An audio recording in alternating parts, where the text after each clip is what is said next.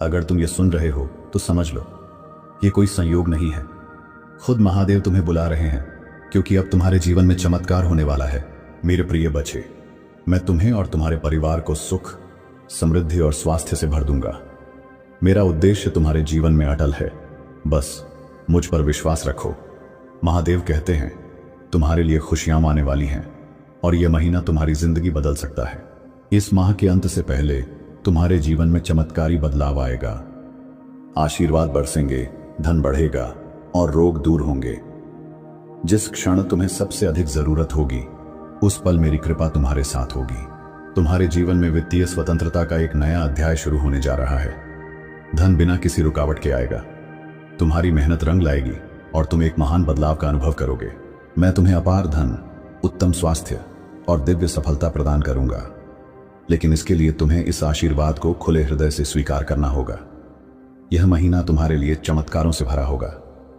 3 दिनों के भीतर अद्भुत परिवर्तन होंगे। चमत्कार, खुशखबरी और समाधान। यह समय है विश्राम करने का, खुद को फिर से उठाने का और महादेव के मार्ग पर चलने का। तुम्हारी परेशानियां खत्म होंगी। यदि हाल ही में धन की कमी रही है तो दोहराओ। मैं अपने पास के धन के लिए आभारी हूं और अधिक पाने के लिए तैयार हूं। महादेव तुम्हारे वित्तीय जीवन को समृद्ध करेंगे। अब समय है प्रसन्नता, प्रेम, धन और स्वास्थ्य के स्वागत का। आरण समाप्त होंगे और तुम एक नई शुरुआत करोगे। यह बदलाव स्थायी होगा, क्योंकि यह मेरी कृपा से आएगा। तुम्हारा प्रेम जीवन नई ऊंचाइयों तक जाएगा। तुम्हारी प्रार्थनाएं सुनी गई हैं। आशीर्वादों की कोई सीमा नहीं होगी और तुम मेरे द्वारा निर्देशित पवित्र स्थानों की ओर अग्रसर होंगे। तैयार हो जाओ। एक ऐसा समय आने वाला है जब तुम्हारे जीवन के हर क्षेत्र में समृद्धि, स्वास्थ्य और आध्यात्मिक उन्नति होगी। महादेव तुम्हें अद्भुत उपहार देने जा रहे हैं। तुम चिंता मत करो, मैं तुम्हारे सारे कष्टों का समाधान करूंगा। मेरे पास आओ, चाहे तुम्हारी हालत जैसी भी हो। मैं तुम्हारे हर छुपे हुए आह्वान को सुनता हूं और उसका उत्तर देता हूं। मैं तुम्हारी सोच, इच्छाओं और योजनाओं को जानता हूं। मैं जानता हूं कि जीवन कठिन हो सकता है, पर याद रखो, मैं कभी दूर नहीं जाता। जब तुम खो जाओ या अकेले हो, तब भी मैं तुम्हारे साथ हूं। मेरी गोद में विश्राम करो और देखो कैसे तुम्हारी पीड़ा शांति में बदलती है। यदि तुम छुपकर मुझसे प्रार्थना करोगे, तो मैं तुम्हें सार्वजनिक रूप से सम्मान दूंगा। जब मैं किसी को आशीर्वाद देता हूं और वे मुझे भूल जाते हैं, तो दुख होता है, लेकिन जो मुझे याद रखते हैं, मैं उन्हें और भी ऊंचाइयों तक ले जाता हूं। तुम्हारी सफलता के पीछे मेरी शक्ति है। तुम जो भी अच्छा करते हो, उसमें मेरा ही हाथ होता है। जब तुम्हें सफलता मिले तो मुझे धन्यवाद देना मत भूलना। जैसे ही तुम मेरे समीप रहोगे, मैं तुम्हें तुम्हारे उद्देश्य की ओर ले जाऊंगा। अपने शत्रुओं से प्रेम करो, उनसे दया से पेश आओ। जब तुम ऐसा करते हो, तब तुम मेरा स्वरूप धरते हो। तुम्हारे प्रेम से वे लोग भी मेरी ओर आकर्षित होंगे जो कभी मुझसे दूर थे। यही तुम्हारी आत्मा की सच्ची परीक्षा है। मुझे सिर्फ नाम से पुकारना और मंदिर जाना काफी नहीं है। तुम्हें मेरे पिता की इच्छा को भी समझना और मानना होगा। अपने पूरे अस्तित्व से समर्पित हो जाओ, तभी तुम्हें सच्चा सुख मिलेगा। जब तुम लोभ, स्वार्थ और भोग में फंस जाते हो, तो मुझसे दूर हो जाते हो, लेकिन जब तुम प्रेम और करुणा दिखाते हो, तब तुम मेरे पास आते हो। मैं तुम्हें अपने राज्य में स्वागत करता हूं। मैं जानता हूं कि तुमने दर्द, नुकसान और संघर्षों का सामना किया है, पर जान लो, मैं वही हूं जो तुम्हें पुनः खड़ा करता है। मैं तुम्हारे आंसुओं को मुस्कान में और राख को सौंदर्य में बदलता हूं। यदि तुम्हारे विरोधी तुम्हारी सफलता से मेरा अस्तित्व पहचान लें, तो मैं तुम्हारे लिए कुछ भी करूंगा। बस मुझे पुकारो और मेरे पास रहो। मैं हर छिपी प्रार्थना सुनता हूं, हर चुप आह को समझता हूं। कल तुम्हारे जीवन में नई आशीषें लाएगा। नए द्वार खुलेंगे और चमत्कारी घटनाएं घटेंगी। आभार व्यक्त करो, क्योंकि कृतज्ञता तुम्हें और भी बड़े वरदानों के योग्य बनाती है। इस माह के अंत तक मैं तुम्हें बीमारी, आरण और तनाव से मुक्त करूंगा।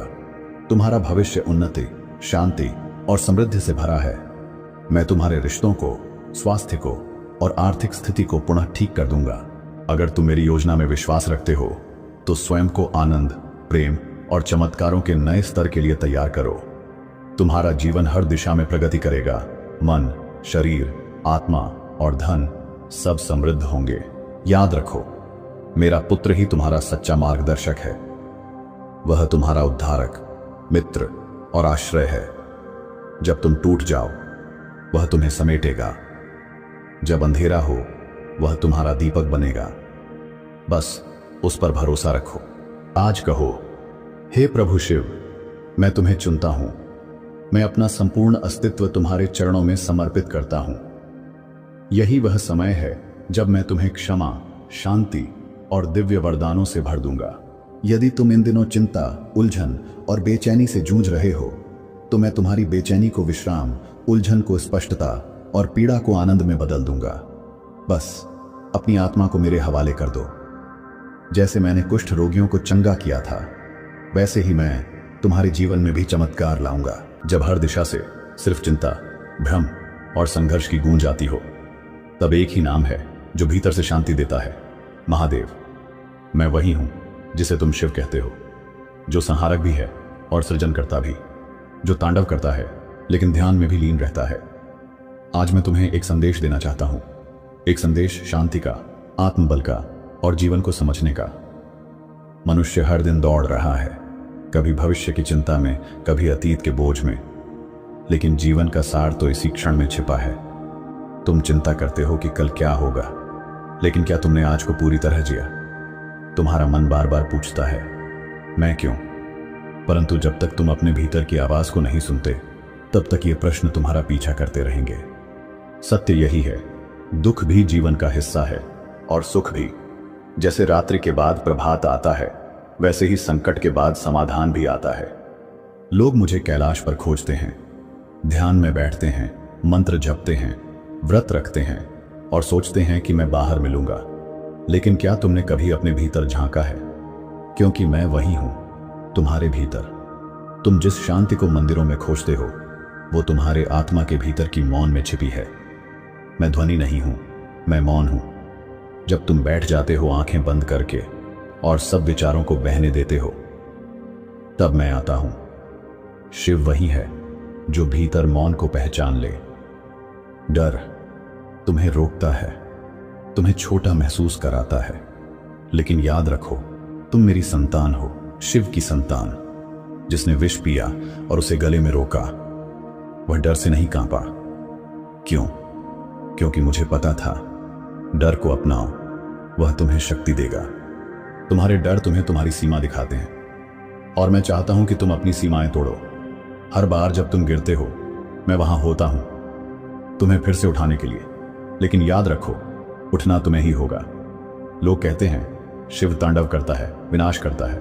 हां, करता हूं, लेकिन उस विनाश में भी एक नया आरंभ छिपा होता है। पुराने विचारों का तांडव करो, झूठे अहंकार का तांडव करो, असत्य की दीवारों को गिरा दो, फिर देखो कैसे भीतर से एक नया प्रकाश फूटेगा। मैं क्रोध नहीं, मैं चेतना हूं। मैं विनाश नहीं, मैं नवसृजन हूं। जो मुझे सिर्फ तांडव में देखते हैं, वे अधूरी दृष्टि रखते हैं। मैं वह हूं जो सती के लिए प्रलय कर दे और फिर पार्वती के स्पर्श मात्र से शांत हो जाए। मैं प्रेम हूं, निराकार प्रेम, जो न शर्तें जानता है न स्वार्थ। तुम जब प्रेम करते हो बिना अपेक्षा के, तब तुम मुझसे जुड़ते हो। प्रेम ही शिव का सबसे गहरा रूप है। लोग कहते हैं मैंने शिव को समर्पण कर दिया, लेकिन क्या तुम जानते हो आत्मसमर्पण का अर्थ क्या है? यह अपने अस्तित्व को मेरे हाथ में देना नहीं, बल्कि अपने भीतर की शक्ति को पहचान कर उसकी जिम्मेदारी लेना है। आत्मसमर्पण का अर्थ है अपने भ्रमों का अंत और सत्य का आरंभ। तुम जीवन को किसी मुकाम तक पहुंचने की दौड़ समझते हो, लेकिन शिव कहता है जीवन स्वयं ही एक यात्रा है। हर दिन, हर सांस, हर अनुभव एक अवसर है स्वयं को जानने का, मुझसे जुड़ने का। तुम अकेले नहीं हो, कभी नहीं। मैं हर क्षण तुम्हारे साथ हूं। जब तुम रोते हो, मैं सुनता हूं। जब तुम मुस्कुराते हो, मैं वहां भी हूं। शांत हो जाओ, बैठो, अपनी आंखें बंद करो और उस मौन को सुनो जो तुम्हारे भीतर गूंज रहा है। वही मौन शिव है। हर हर महादेव। जब तुम मेरी मूर्ति को देखते हो, तो तुम्हें त्रिशूल, नाग, गंगा, चंद्र और भस्म दिखाई देते हैं, परंतु क्या तुमने मेरी आंखों को देखा है? वे आधी खुली होती हैं, न पूर्ण जागृत न पूर्ण निद्रास्त, क्योंकि मैं साक्षी हूं, न कर्ता न भोक्ता।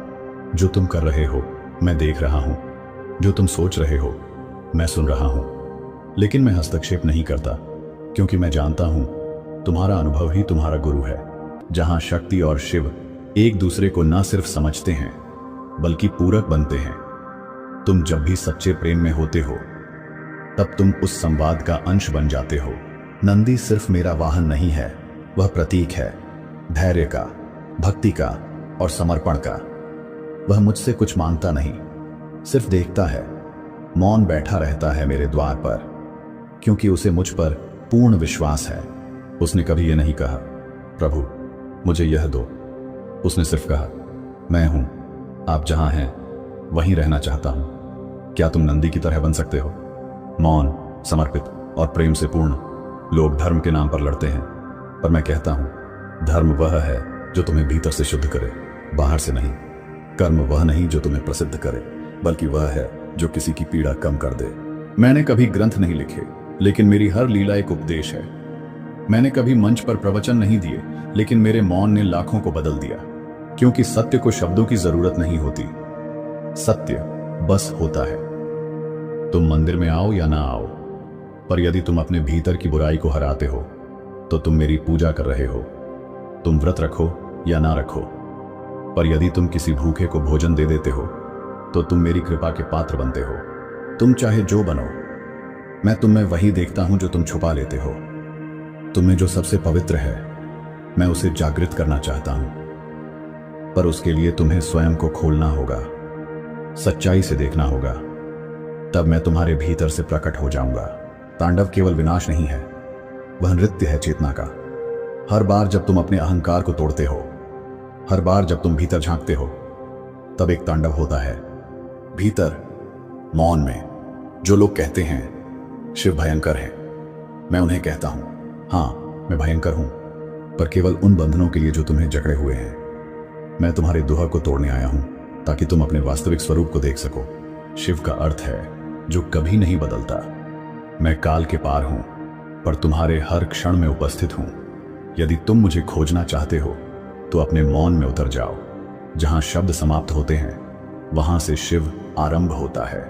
तुम्हारी यात्रा लंबी है, परंतु मैं तुम्हारे साथ हूं।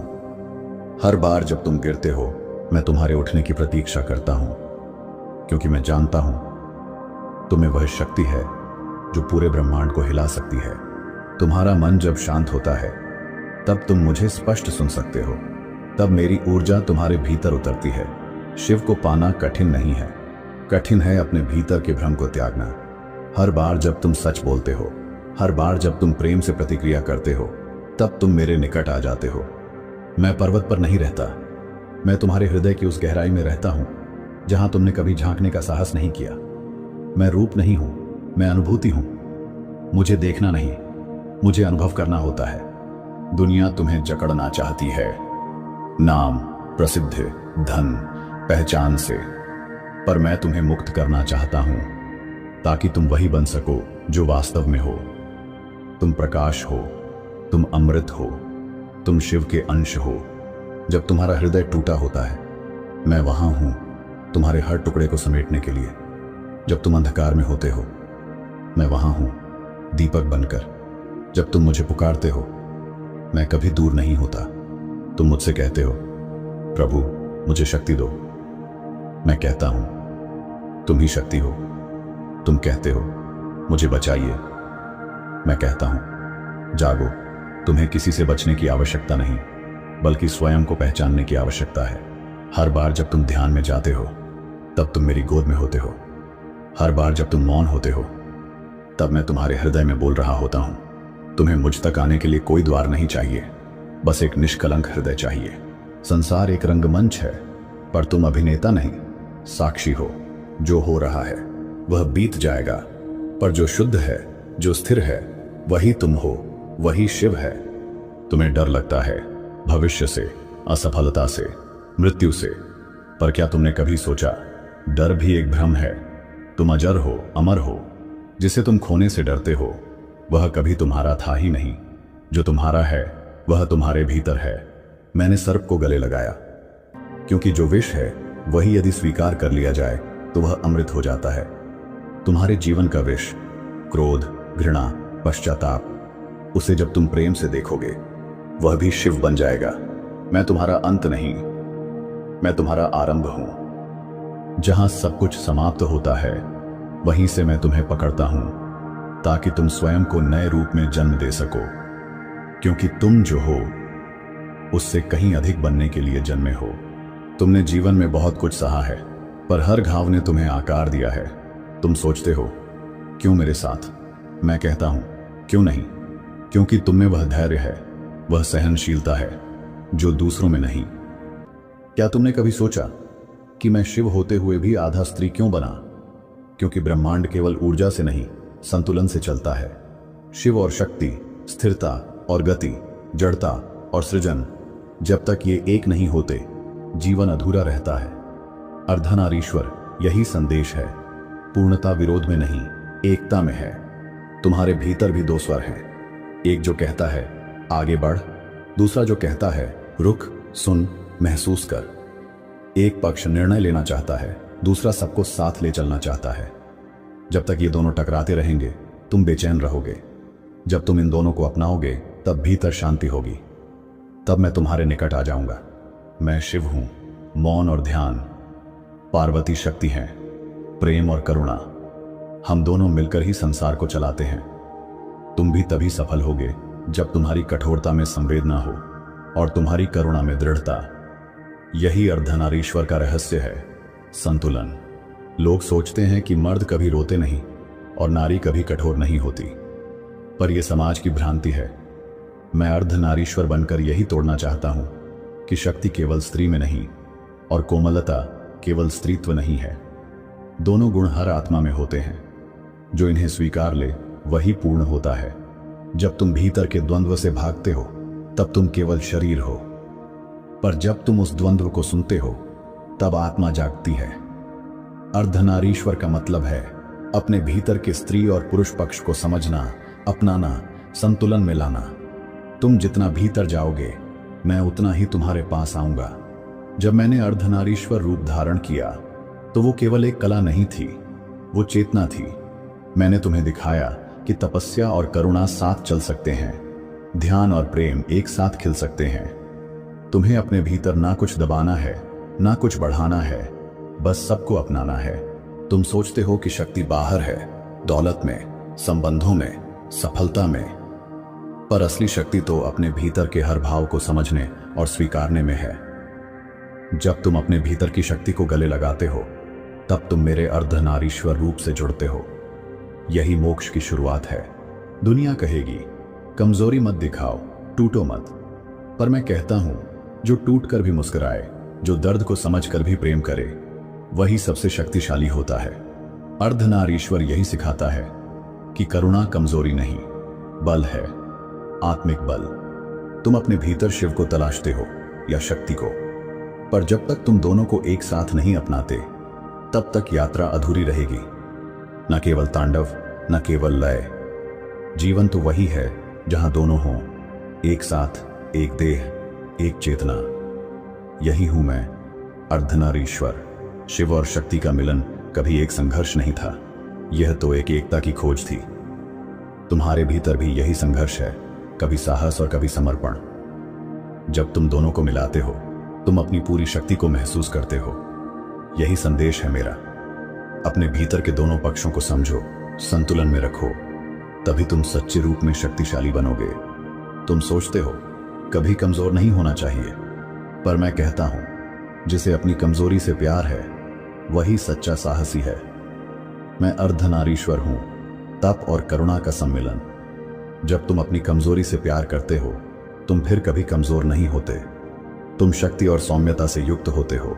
हमेशा याद रखो, शिव बिना शक्ति के शव है और शक्ति बिना शिव के असहाय। जब तुम एक को चुनते हो तो दूसरा अधूरा रह जाता है। तुम दोनों को एक साथ स्वीकार करना सीखो, तभी तुम्हारा जीवन पूरे ब्रह्मांड के साथ एक हो जाएगा। यह है अर्धनारीश्वर का मार्ग, पूर्णता की दिशा।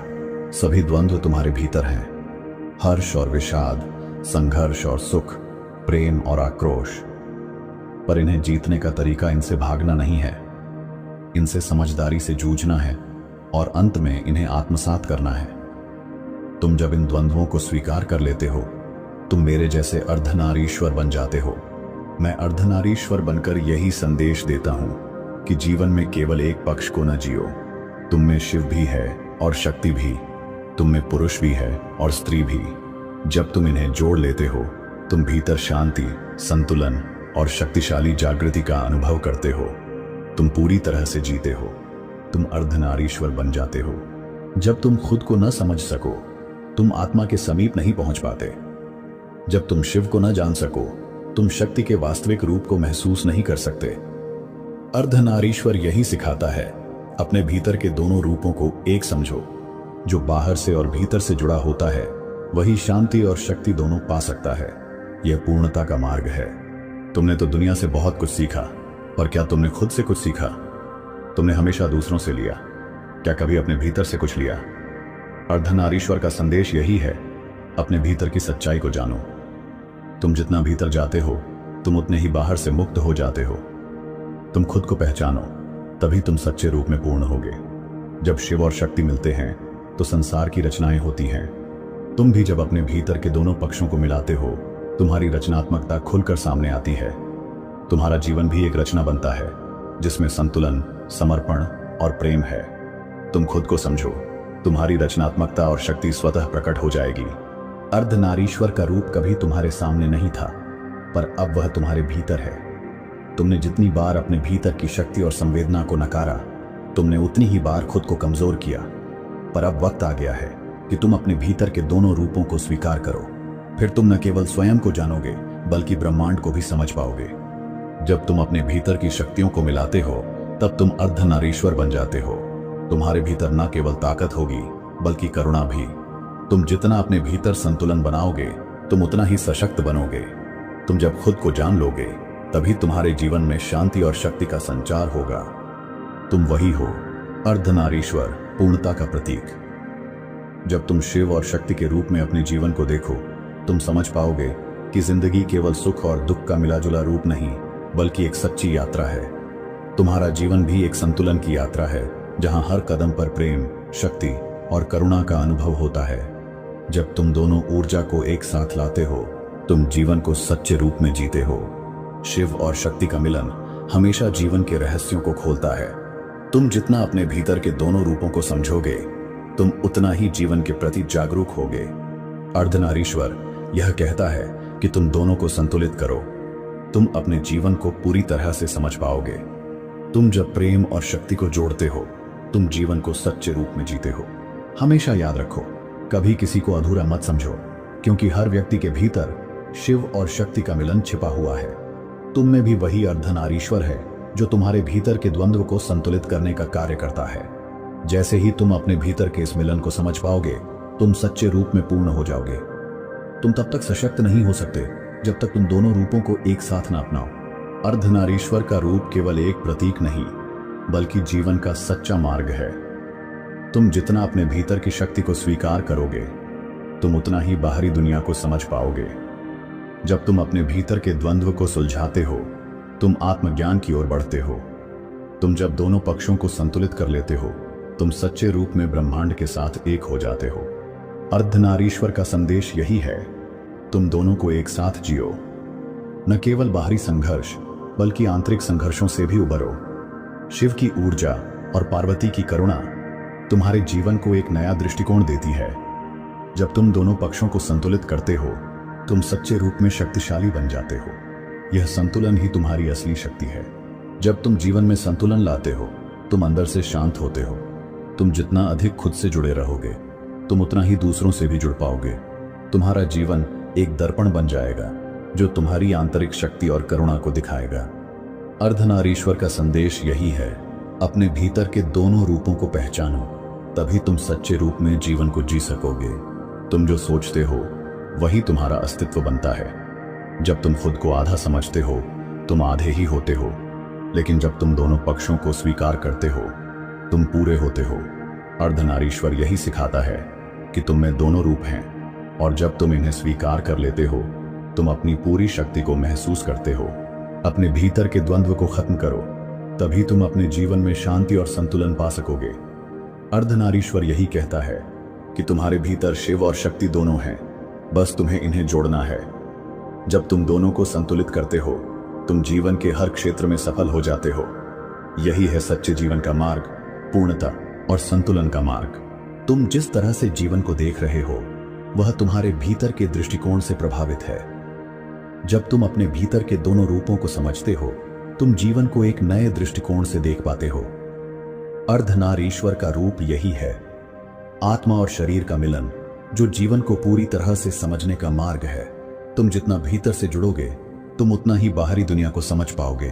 तुमसे पूछा जाएगा, क्या तुम केवल अपनी शक्ति को बढ़ाना चाहते हो या तुम्हारी संवेदनाओं को भी समझना चाहते हो?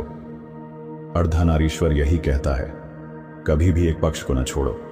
शिव और शक्ति दोनों तुम्हारे भीतर हैं, सिर्फ तुम्हें इन दोनों को संतुलित करना है। तुम जितना इन दोनों को एक साथ अपनाओगे, तुम उतना ही मजबूत और शांत महसूस करोगे। तुम्हारी शक्ति और करुणा तुम्हारे भीतर से उत्पन्न होती है।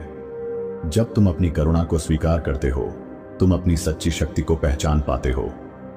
अर्धनारीश्वर का संदेश यही है, अपने भीतर के दोनों रूपों को जोड़ो, तभी तुम अपने जीवन में समृद्धि और शांति पा। तुम जो देख रहे हो वह केवल बाहरी रूप है।